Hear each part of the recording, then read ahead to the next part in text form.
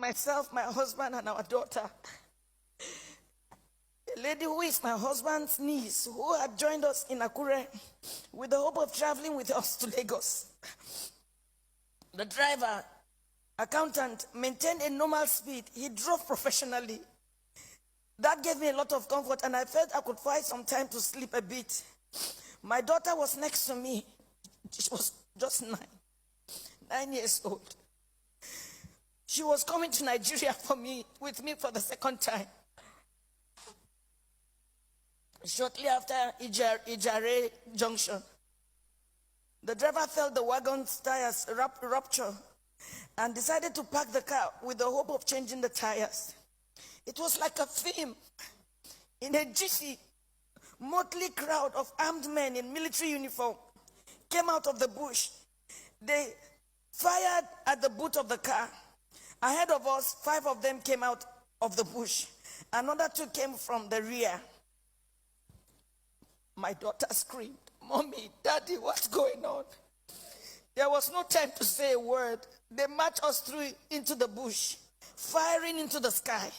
They hit me on my chest, hit my daughter on her head. Blood oozed. At this time, it was better to kill me. I shouted at one of the armed men.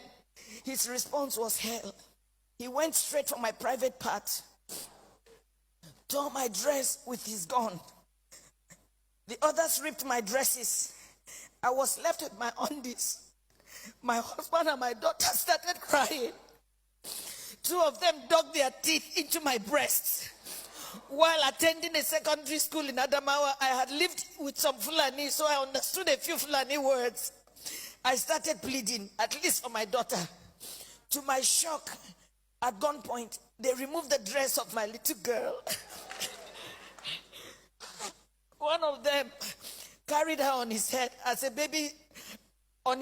my baby struggled, shouting, "Daddy, Mommy, what's going on? Help me!"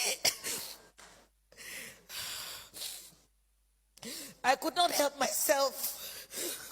We marched for 9 hours. I was half naked. My daughter was totally naked.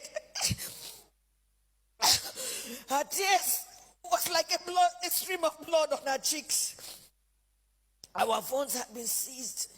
We ended up in an ungoverned region in the thick of the forest. We met a well-organized group.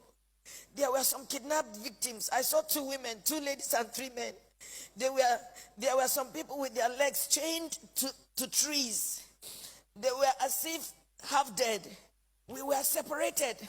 I was separated from my husband. My daughter was taken away. I only heard her screaming intermittently.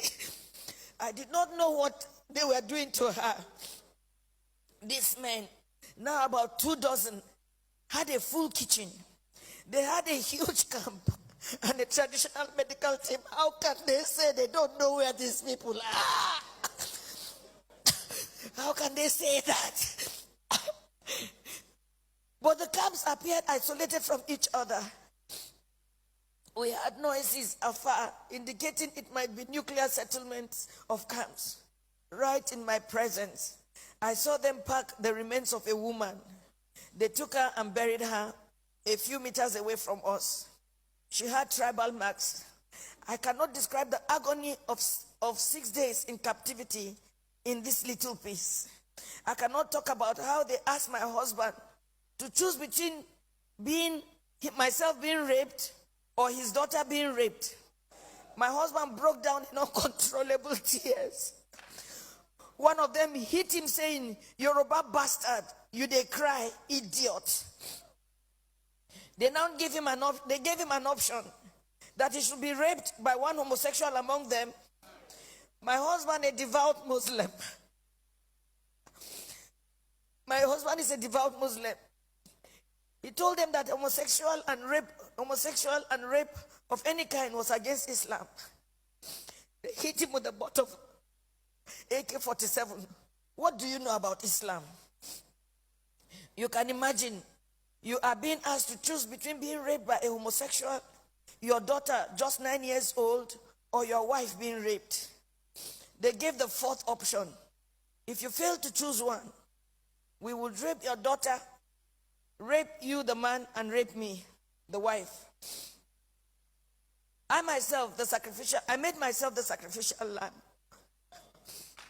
My husband begged, saying they should name any price. One of them asked him to bend down. 3 beastly criminals sat on his back, jumping until he was too weak to stand.